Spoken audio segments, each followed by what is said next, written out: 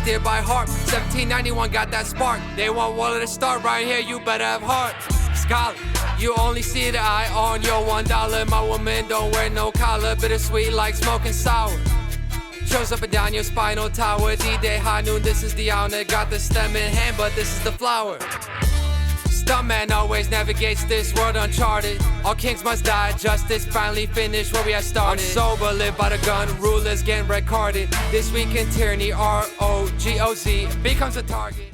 Hello everyone and welcome to This Week in Tyranny. It's the most hardcore news show on earth, and I am the host of that show, Conrad Rogas. Thank you for joining me here on this Saturday edition. It's January 20th, 2024. And that means it's episode 59 of This Week in Tyranny. And this week, the theme of the episode is risk. It'll be all about risk. What kind of risk? This is about a report released on January 10th, 2024, which is the World Economic Forum's Global Risk Report. It's the WEF report on risks and what kind of risks. We'll talk about it. Really, it's not just a regular report. And first, let's talk about what the report is for. What's the purpose? It's about revelation of the narratives, revealing the narratives, the things that are going to transpire throughout the year, the kind of things I talk about in the show. This is really an unraveling, a presentation of it, really presenting it to the public without the public really being aware of it, but it's happening. So to reveal the narratives is what this does, and also exposing the playbook. This is a game. This is like a football game, and there are two teams here. Really, it's the collectivists. It's the members of government. It's the members of think tanks. It's all these people who want to control others. That's one team, and then the people who do not want to control others, who just are living life, the regular, everyday people. Really, that's the whole team. And we're disheveled, this one team, who just wants to live a normal life.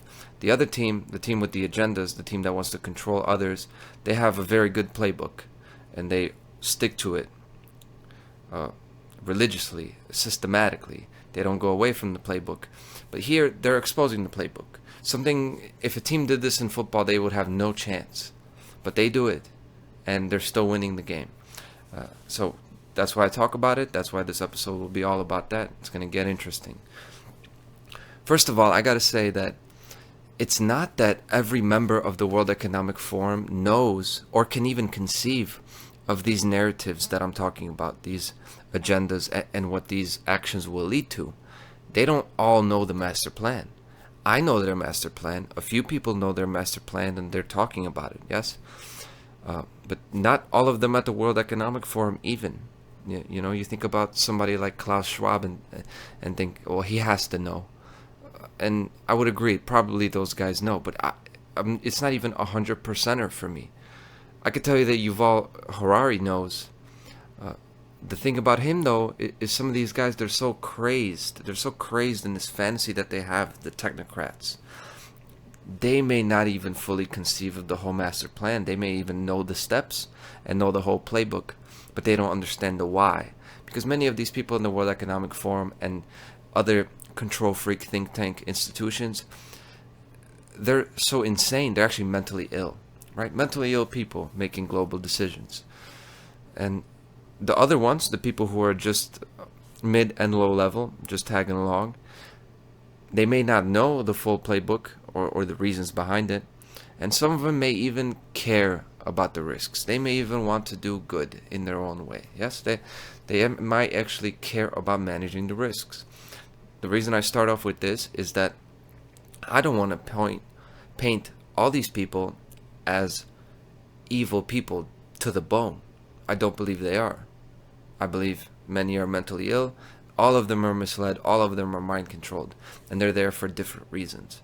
So let's keep that nuance in mind when we do these things. And really, in all these episodes, there's a level of nuance that I'm trying to bring to the table. So they may care, they may not care, they might be the evil geniuses themselves, but they certainly care about managing and tending to these risks, all of them. They care about managing the risks, but none of them actually want the problems to be solved. They only want the crisis to be managed. They want the crisis to be kept in check and measures taken to mitigate the situation. Because without crisis, the WEF doesn't exist. These kind of institutions don't exist. These people are out of a job if there wasn't crisis in the world. See, without crime and inflation and war, the government doesn't exist. And that's a simple, eternal truth. Without that, the government doesn't have a job. So they really care about those things occurring because they're the ones who have to manage it. You know, it's like if a construction worker only had one house to build, or an architect, or he had only one house to work on, he knew he wouldn't get another job. He would never want that job to get done. If he didn't have another way to make a living, he would do everything to make sure that that job never gets done well, so that he could keep working. And that's where we're at here. These people in government, they're people who have no other employment. They really have no other livelihood to count on because of how decrepit and depraved they have become. Yes. So it's all about crisis. It's all about crisis for these control freak people. And only in a state of crisis and chaos can a group of people that doesn't work, they don't create, they don't do anything. Only in that state can they be supported and uplifted and propped up by the people who are actually capable, actual productive everyday individuals. That would only happen in crisis. Anyone in their right mind would look at that situation and say, you're dead weight and you don't like me, so why am I carrying you? That's what would happen. And now, the goal of releasing this report is not even to avoid or reduce these risks. The goal is to make the influencers and policymakers aware of what is going on the horizon and how to make use of it. They're telling their people how to manage and what are the big agenda points, the talking points that you can use to your advantage, because those things are going to transpire. That's why they're in a report like this. It's the playbook. See, there is no secret shadow government. It's an open shadow government. It speaks very openly, and it's done in reports like this. See, in movies, the villain makes a cool speech where he lays out his master plan and all of this. He tells you all about what he's going to do and how. In real life, in actuality, they release reports like this, and they make their speeches in front of the whole world, not just the protagonist or, their sidekick, in front of the whole world at conferences that no one ever watches, or reports that no one ever reads. And the WEF, it's not that it's the one that runs the world, it's just one of those. It's one of those international, overarching, behind the scenes policymakers and influencers of behavior. And everyone knows that most people don't read this, but it is published for those who do. And many people who do read this, which is who? Like government officials, executives, policymakers, most of them don't even recognize the things that I will explain in this episode, because they're at a different level of involvement than the formulators of the playbook, the actual architects of the agenda. And this difference in levels of involvement is something that I will be talking about more. I have mentioned it. It's what I call the occult web of control. Thinking about the structure of how the world is controlled. It's not a pyramid, it's a web. So imagine a web, and the controllers, the closer you are to being a power player, a controller, you're closer to the middle. And you're influencing certain groups. You're influencing not only the people below you, which would be on the outside of the web, you're also influencing the people adjacent to you on your level. So the high level Masons and Satanists, they influence each other along with these people, and then a layer below them would be like the WEF, the think tanks, the bankers. They're influencing each other. Then at a lower level, you would get like government, you would get religious, the religious hierarchy, the top of it would probably be closer to the center. They would actually be near the very top, near the center of the web. The point is that it's a much more complex system than just a pyramid with the haves and have-nots, than the pyramid with, the royalty and the bloodline Illuminati families and everybody else at the top, separated by, government, and then Freemasons. It's much more complicated. It's much more integrated. The real world is not as simple. It has nuance. And these people that are reading this, they don't know what they're involved in, because they're at a lower level. That they're at a low level and they're totally in it. They're on the web. They're in the web. They cannot see the whole thing. They cannot zoom out and see really what they're involved in. That's the occult web of control. That's kind of the introduction to the actual content of what this report is about. So what's it all about? First, the report is all based on the Global Risks Perception Survey. They did this survey, and it has underpinned the Global Risk Report for nearly 2 decades and is the World Economic Forum's premier source of original global risks data. This year's survey has brought together leading insights on the evolving global risks landscape from 1,490 experts across academia, business, government, and the international community and civil society. So they got their little crew, they got their mailing list. They're asking people who know what's going on, people who are insider traders, who are involved. They're powerful people, they're knowledgeable people, and of course it's going to be an eclectic source, because when the World Economic Forum does a report, they're going to make damn sure they get accurate information from a vast variety of people. It's not the kind of survey that the news does. Okay? So, in general, what are they saying? As we enter 2024, the survey results highlight a predominantly negative outlook for the world over the next 2 years that is expected to worsen over the next decade. Surveyed in September 2023, the majority of respondents, 54%, anticipate some instability and a moderate risk of global catastrophes, while another 30% expect even more turbulent conditions.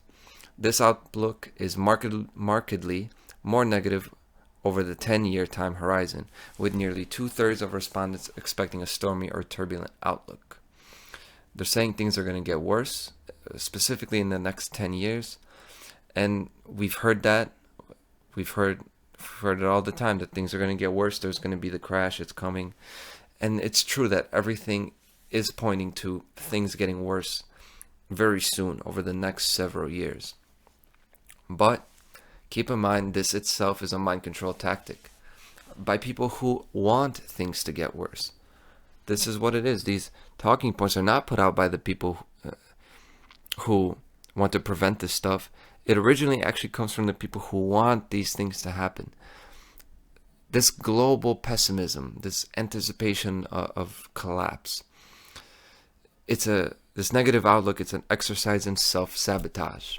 And all this talk about all the dark and all the terrible outcomes, all it does is manifest and make come into fruition a self-fulfilling prophecy into existence. A self-fulfilling prophecy. I want everyone to remember that, that this is a mind control tactic, because this show is all about the dark. I talk about the tyranny and descent into darkness, but I myself am not a pessimist, and I'm not afraid of the darkness. I myself am full of love and capability in whatever scenario I'm faced with. In whatever scenario I'm faced with, I'm facing it head on. And now I'm going to stand on my principles of freedom, courage, respect, and individuality. And that's basically my philosophy. It doesn't matter what anyone else does. They can't really stop me. And that's because they cannot corrupt my soul or spirit. I'm untouchable to all those evil plans and the hardships that they inevitably will bring. I know that's going to happen, and yes, that will happen to me in the body, and all these things could happen to me and even break me as far as my physical life and standing. But I'm untouchable really to this, and people should be like this. This is my philosophy, and this is what I teach. This is how I think people should be if they have the capability, and most people do, I think. They can't really touch you.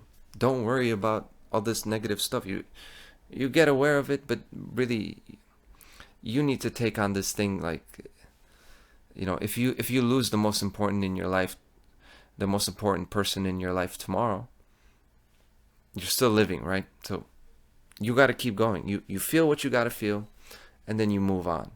And really, personal life is a different matter.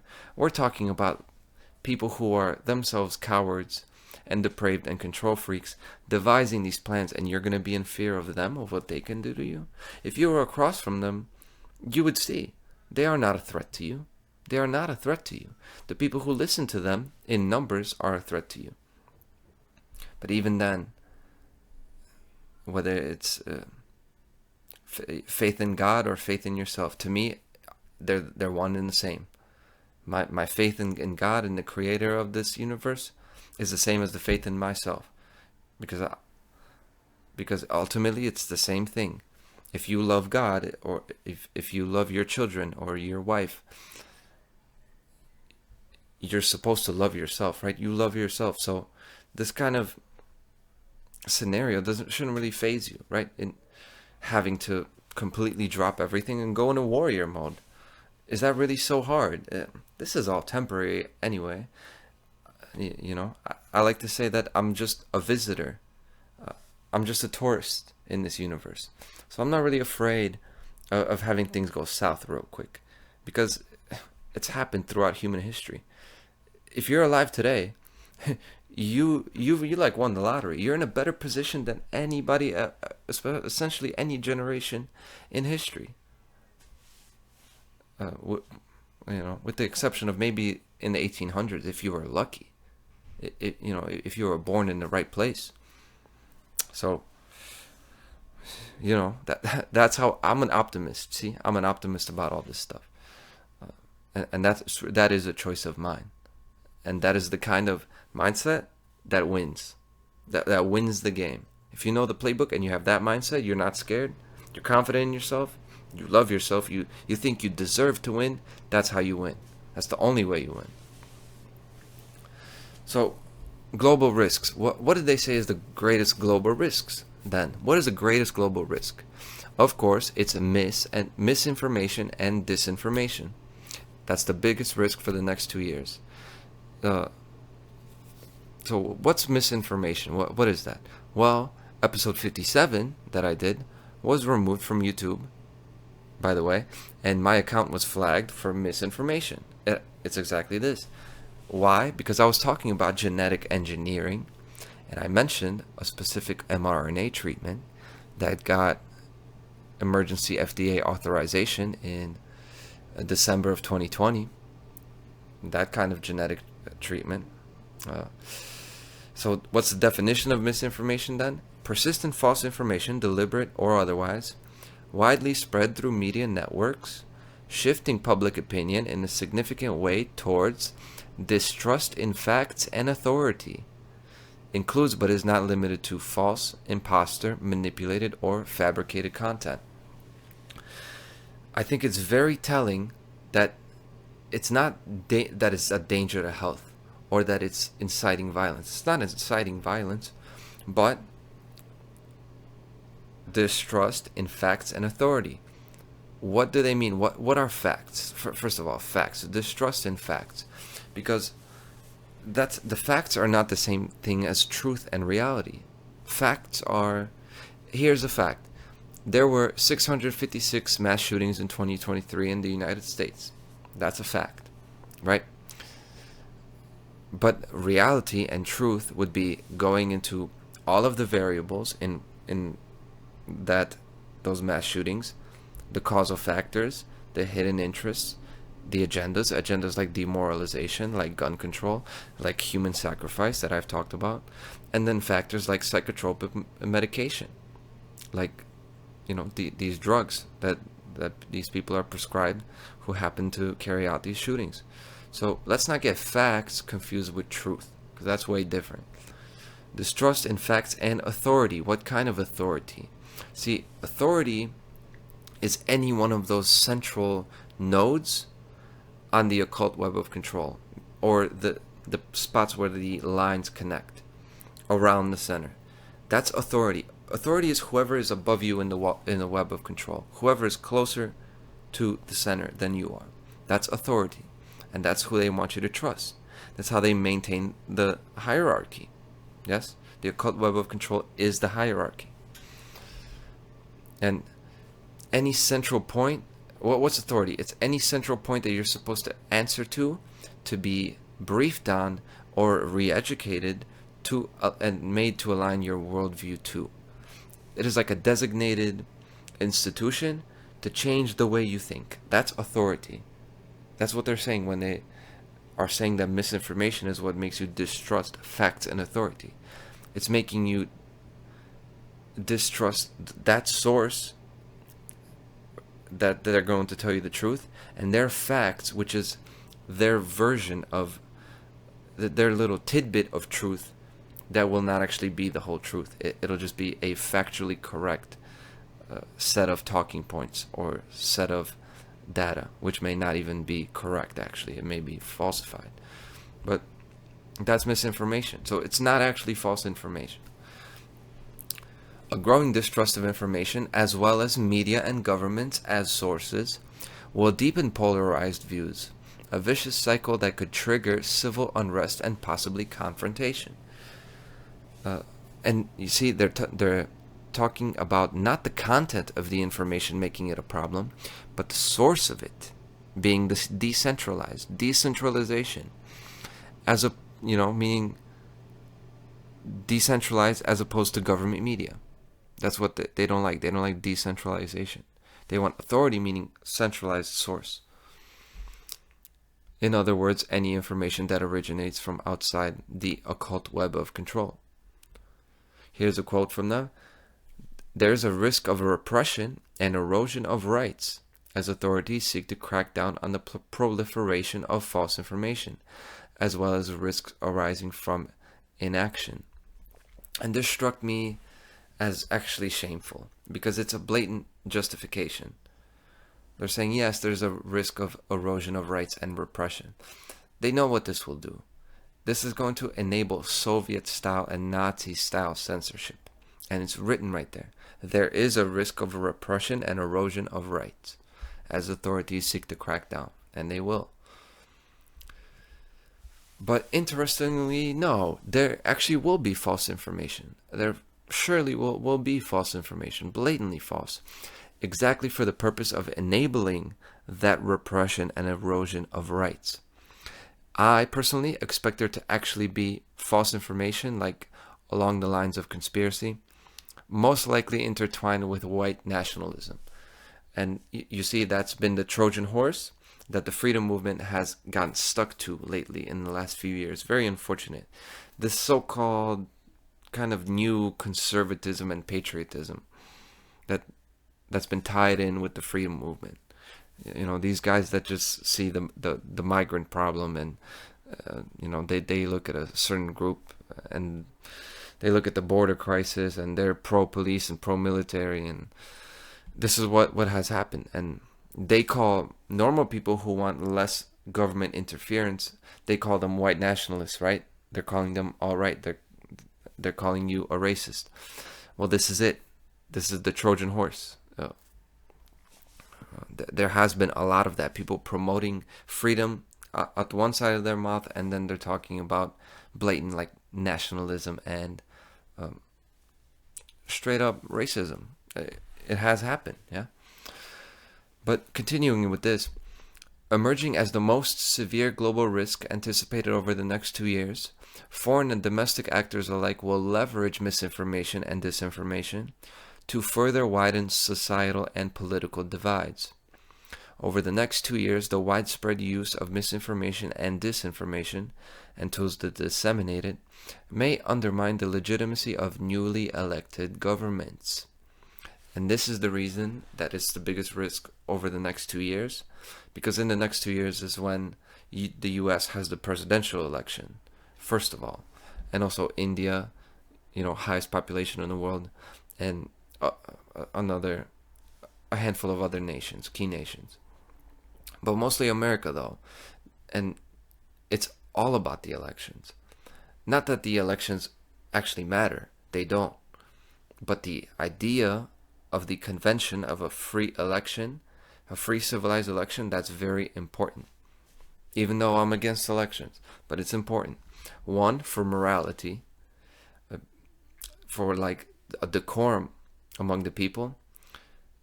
And whether one person respects another when we interact with each other, like when two strangers meet in the street. Whether there's a level of trust and that they both agree that in America, this is how we do things, this is our code, we have a set of rules that is objective, and we hold ourselves to those rules even if we don't like it, even if emotionally we hate it. We keep to that standard.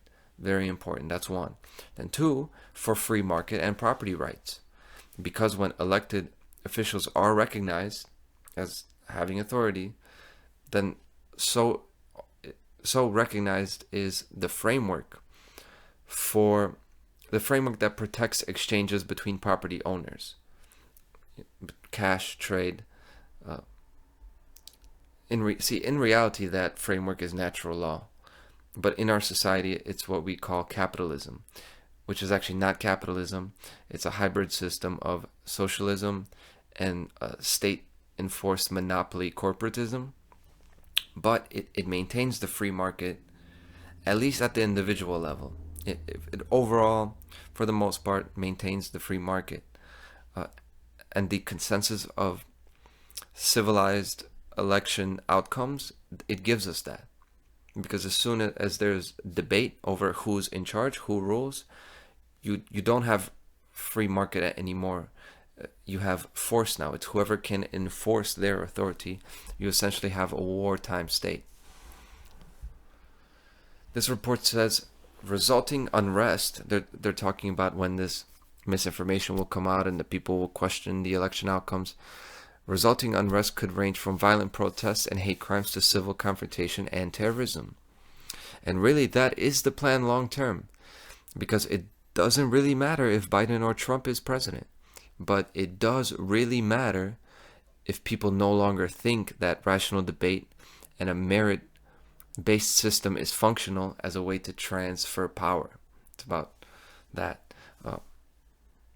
Quoting from the report, beyond elections, perception of reality are likely to become more polarized, infiltrating the public discourse on issues ranging from public health to social justice. However, as truth is undermined, the risk of domestic propaganda and censorship will also rise in turn. In response to mis and disinformation, governments could be increasingly empowered to control information based on what they determine to be true.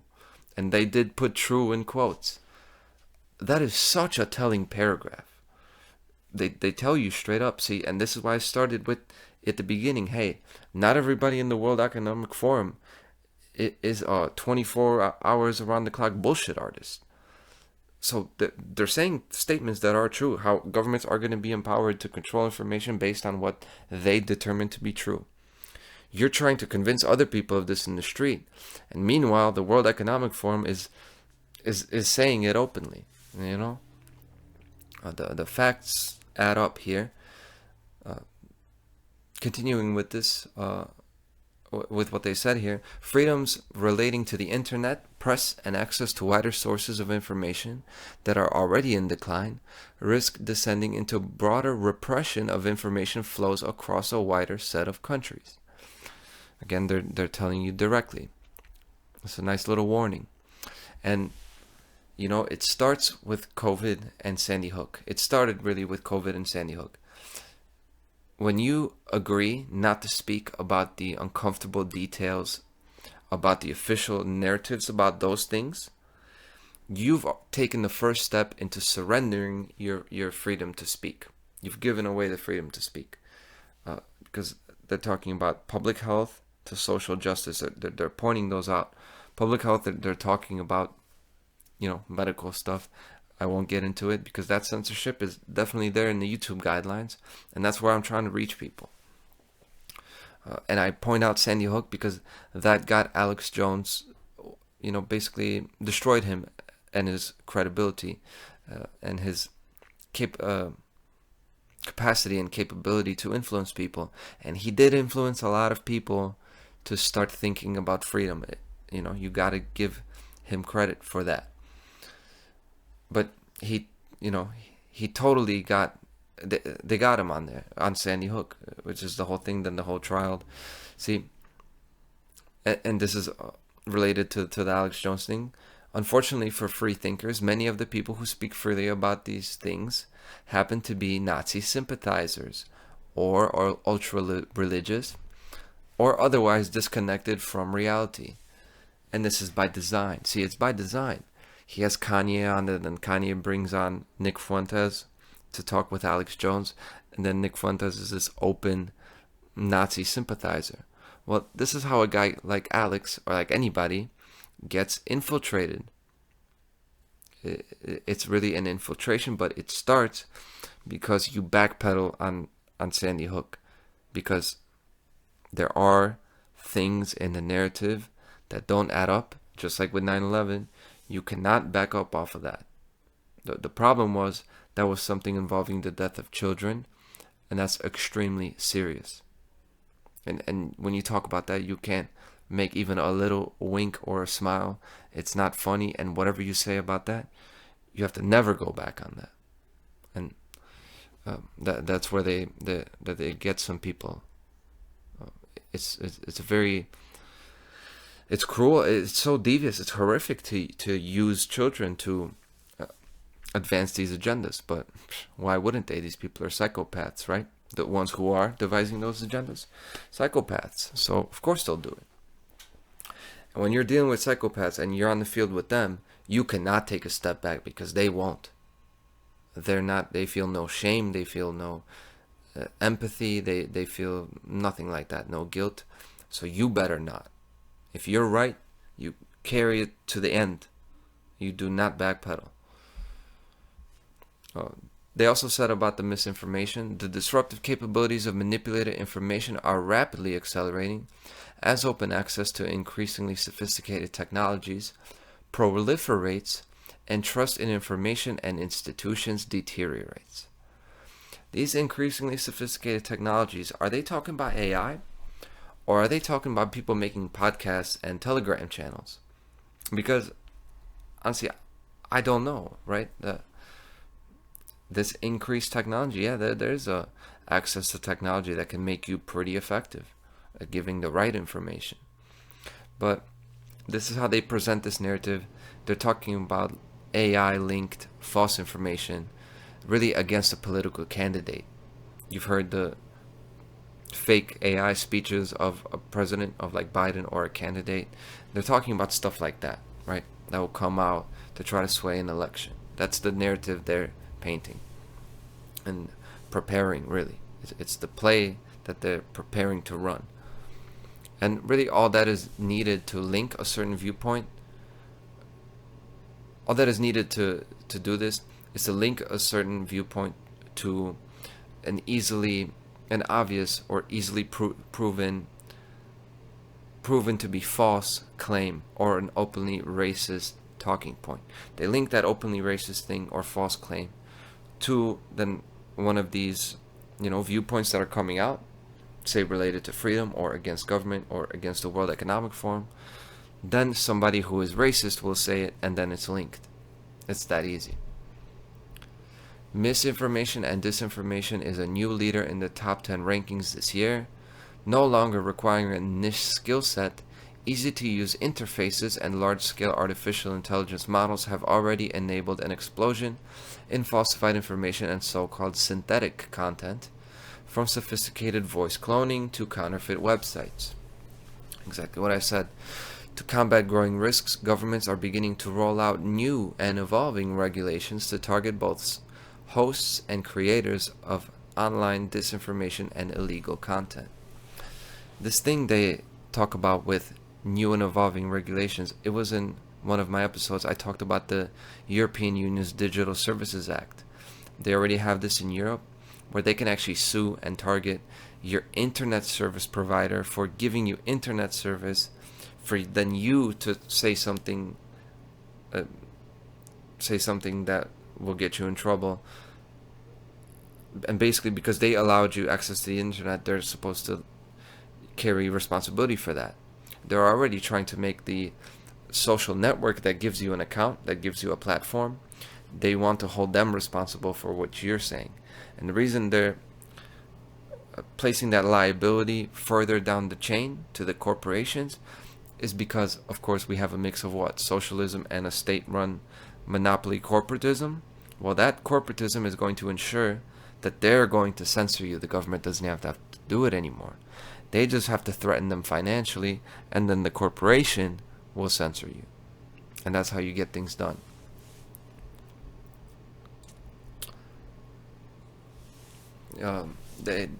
Continuing, when emotions and ideologies overshadow facts, manipulative narratives can infiltrate the public discourse on issues ranging from public health to social justice and education to the environment. Now, I totally agree that when emotions and ideologies overshadow facts, that's what happens. And that's what happened on 9/11, after 9/11.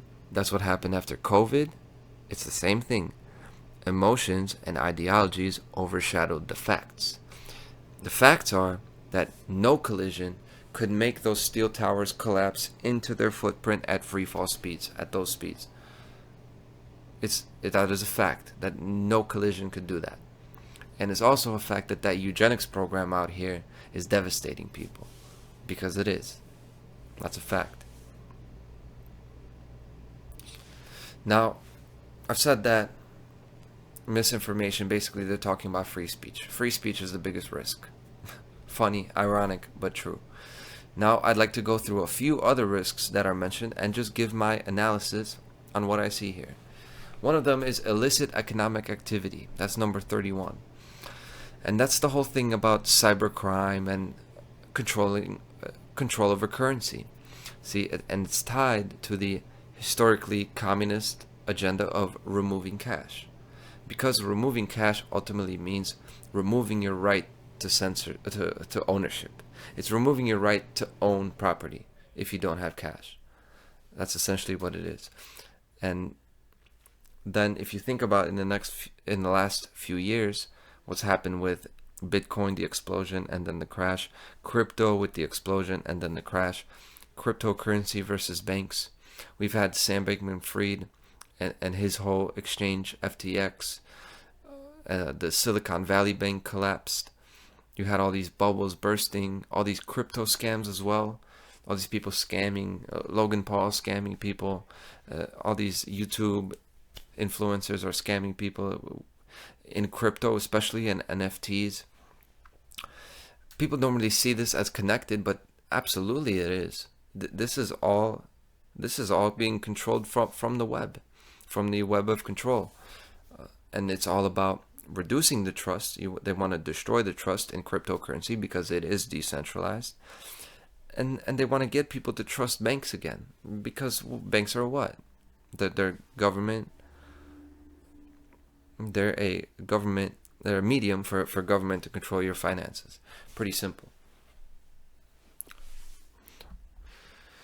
As a product of, this is the next one, right? We'll leave illicit economic activity there. No, really, there will be more about that. As a product of, and a driver, so it's a product and driver of state fragility, interstate armed conflict is a new entrant into the top risk rankings over the 2-year horizon. So they're talking about war and product and driver of. See, it produces and it drives state fragility. And they tell you that openly. And ultimately, that's what these wars all over the world are about. They're not really about those nations where the war is. Not, on some level they are. But what they're really about is destabilizing the conscious world, the productive world, the historically capitalist and industrialized world. And here is an illustration of this division. This division people are not very familiar with. So we often hear about the Western and Eastern world, West versus East, but really what it's more like is it's what they call the global North and global South. And they talk about this.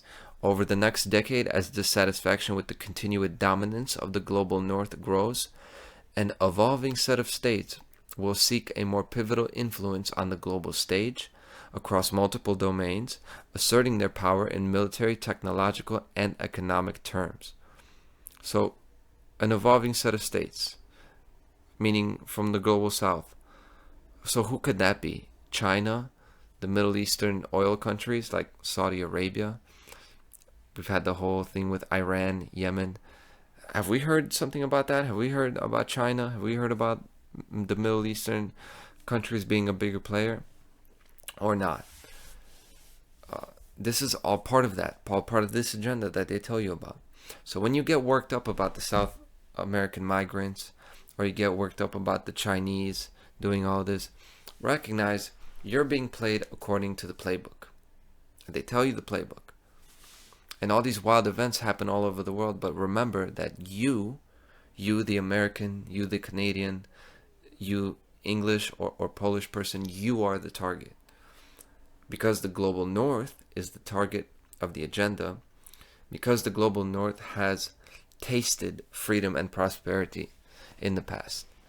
And that is what marks us for death, essentially, according to this team. And in this, Russia should really be read here.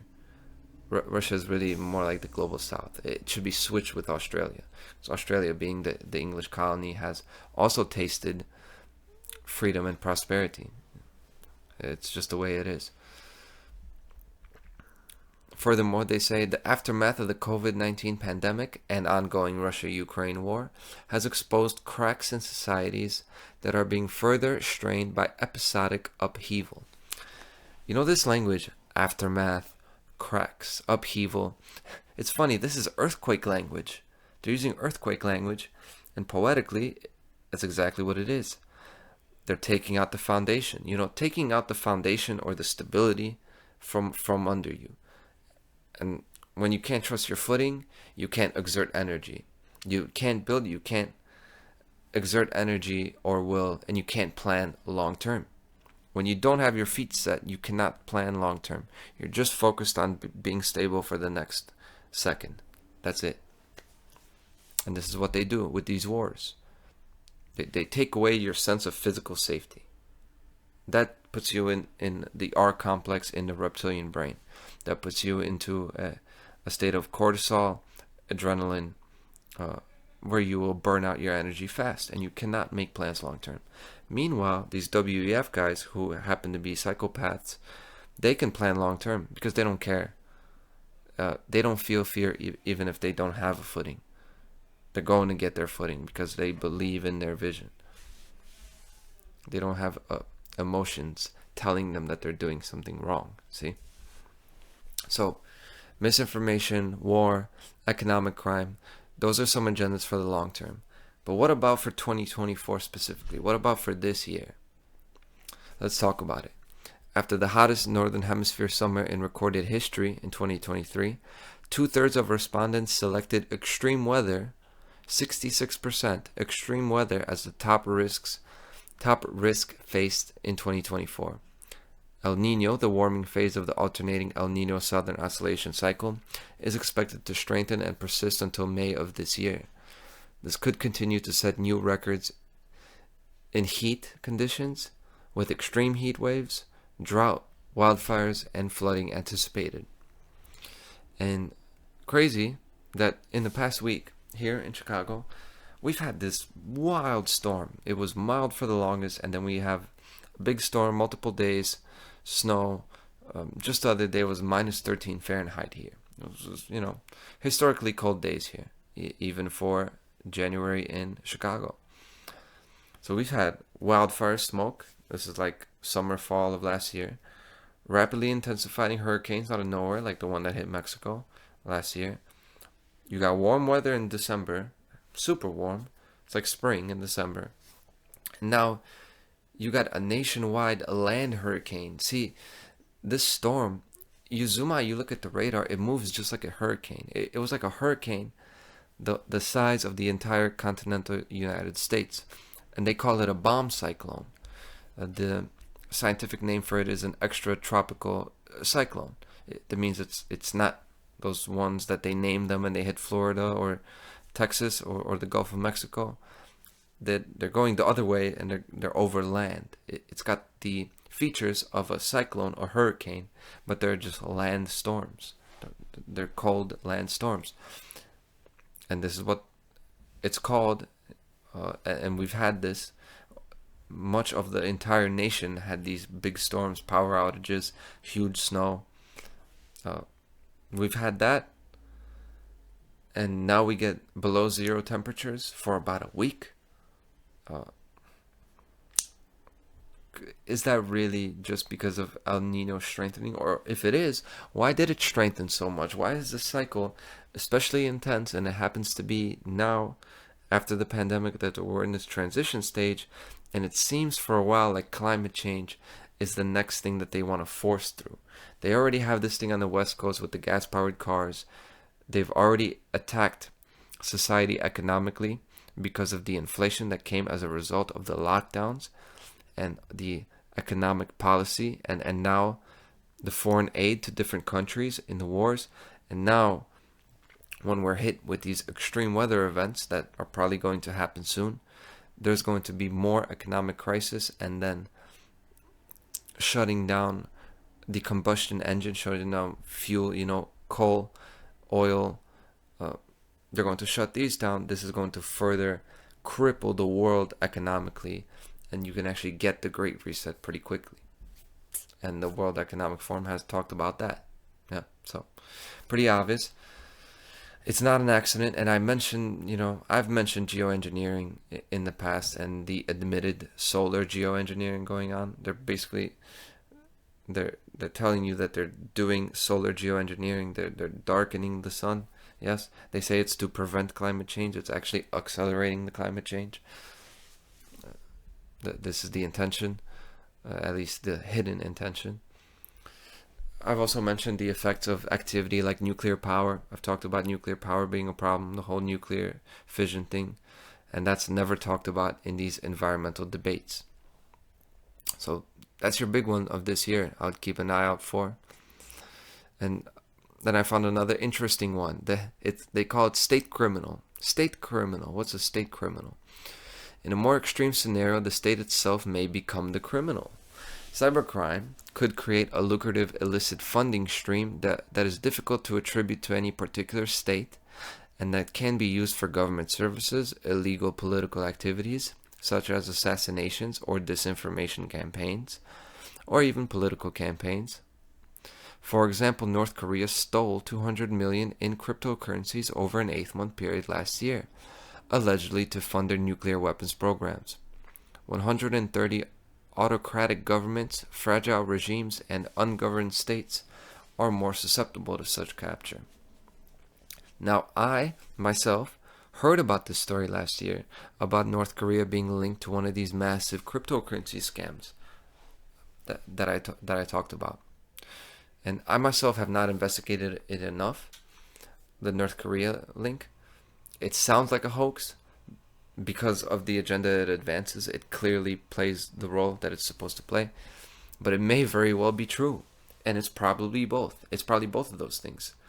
And I see much of this scamming and failures within cryptocurrency exchanges. I see it as being intentional. Very intentional, very important, to make it impossible to conduct transactions independently without government regulations and banks. That's the goal.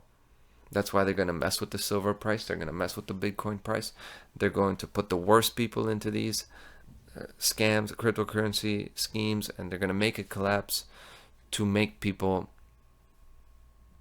basically, to make them feel that this is a losing proposition, to not deal with banks. Yeah. Until, and then you're going to have the digital bank, I forget the acronym. It's the digital currency. It's the central bank digital currency. And they said here in this paragraph, cybercrime could create lucrative illicit funding streams. I gotta say, taxes are an illicit funding stream. Lobbying is an illicit funding stream. driver's licenses and registration stickers are illicit funding streams. They talk about state criminal. All states are criminal. All states. Any transaction done under the implied threat of violence or imprisonment is criminal. Government is criminal. Inherently, by nature, by definition. Survey respondents recognized the continued need for global treaties and agreements to boost local efforts. And while it was considered comparatively less important in the context of cyber insecurity, the development of a UN treaty on cybercrime is seen by some to be an encouraging step, notwithstanding that it is accompanied by deep concerns around related government repressions of human rights. It jumped out at me, the economic thing, the cybercrime thing, because this is very near second place to climate change and the environment as far as things that could possibly be the next big thing, like a cyber attack. And we've heard noise about this for a while. And they tell you now, this is a big revelation, that this is for the accomplishment, the fulfillment of global treaties. See, they're right that they're going to have repression of human rights, and deep concerns about that, because they're completely right. A global treaty is global government. Make no mistake about it. If you got a global treaty, you got global government, global oppression. And that's what the WEF is all about. And that's why they present themselves as alleviators of global risk, because they want us to allow them global government. Global government. So that's a global risk, if you ask me. But let's talk about the real global risks. The real things that are actually problems. The real global risks in the world, first of all, is the fertility rates, the people not reproducing, the population decreasing, because every household has to have 2.1 children. Yes, one woman, I shouldn't say household, one woman has to have 2.1 children for the population to stay the same. Otherwise, by average, if she has less than 2.1 children, the population is decreasing because they are not replacing themselves. So you've got low fertility rates, you've got epidemic of loneliness, and you've got entire populations decreasing. But decreasing where? In the global north. See, why is it that all these global north populations are decreasing, in Sweden, Japan, United States, Canada, Germany, England? They're all decreasing, and the southern are increasing. This fertility rate in some African countries, 6, 4, 5. Why? Is this an accident? See, is it just an accident, or is it by chance that economic prosperity is always linked to having less children? And we kind of just take that to be natural and normal, that people who have more money, who are more comfortable, don't have as many children. And there are many explanations for that, and I won't go into it. But is that just the way it is? Or is it part of an agenda to increase the populations of the poor, the less capable and therefore less free people, to increase their population and decrease the population of the comfortable living, capable people, those who demand respect and demand liberty? I think it's that one. And no, it's not an accident. That's not an accident. It's a global ancient eugenics program. And that's really the secret, unspoken oath of any weak, fearful collectivist control freaks. Those people that resent love and liberty, and they resent pleasure as a reward for honest effort, people like the WEF and the United Nations, they're essentially the ancient royalty and feudal lords, feudal nobility in today's age. And they want all these strong people who are working in the field, the peasants. They could see that they're made to live life here. They're happy. They have a joy for life, or at least they can handle themselves. So they're individual. They do not need anybody's help. Those self-sufficient people, they hate them. They want that gone. So they want to increase the populations of people that they don't resent, that they don't hate, to ensure that the numbers of those people who will never be a threat to these architects of global control, they'll never be a threat to them. They want as many of them as possible, because they are a threat when it comes to a physical battle between, 6 of these people and one person trying to make a living, when it comes to a fight over food. Because once you have fights over food, you're done. There's no freedom. That's one thing. That's one of the global risks, the main one. The second one, really it shouldn't be second place, equally important, is this generational holocaust. Children aren't reading. They're non-readers. They can't focus. The whole thing about what children are shown, what children focus their attention on, what kind of academic upbringing they're having. Children no longer being able to read and concentrate. They're processing only images, only sounds. They're not really processing language. And if you do not know and love language, then you do not know and love your ability to speak. And ultimately, your ability to speak is intertwined with your ability to think. And the ability to think is the ability to survive, literally surviving. See, that's the human experience. If you don't go out and make a fire or find a way to get electricity into winter, you die. If you're human, if you don't think, you die. You have to think to survive. So our children being raised by like TikTok and YouTube shorts, it's not just manipulation. It's not just mind control. It's eugenics. And that's how serious the problem is, in my view. It's life and death, in my view. And I don't play when it comes to violence against children. I do not play when it comes to that at all. I think one of the fundamental responsibilities of being a man is to make use of the physical strength and resilience given to them, and to use that physical strength and resilience to unleash the fury of 1,000 generations on people who devise these plans against children. I hope I'm really conveying how I feel about that. I'm so ready for that. And I think that's the whole thing about being a man. If you're able-bodied, if you're anything close to being a fully grown man, and not even your classical alpha male, you use that energy and you make sure these people feel it. Because there's too many people that are creating, or at least participating in, these agendas that hurt children. And there's too many ain't shit parents. It's not the school's job to teach the children how to think. It's yours, the parent, and actually it's ours, the adult population, including me. And I take on that responsibility, and I look forward to my next upcoming project, Natural Law for Kids. That's coming soon. And really, children are really the only people that matter in all of this, because really that's the only significant threat to the power structure. And that's why I say there's a reason that the original 2019 illness, you know that one? It targeted the elderly, 65 plus, right? And then the vaccine targets the adults, yes? People in their 30s and 40s. You could look at those statistics. That's a lot of the problems are happening in that demographic, in that age range.